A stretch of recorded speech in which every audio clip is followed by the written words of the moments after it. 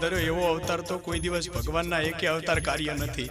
વાલા, જે દિવસ રણુજામાં રામાપીર પૂજાય છે એનું ઋણીચા ધામ કહેવાય છે. આજે જગતમાં કોઈ એવો માણસ નથી કે જેને રણુજા જોયું નથી.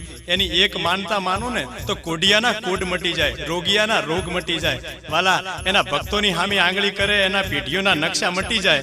તો આ તો પોકરણગઢનો પીર છે, એની વાતો આજે મારે કરવી છે. તો રણુજામાં આજે રામાપીરની જે સમાધિ છે ને એ કદાચ 500-600 વર્ષ જૂની સમાધિ છે.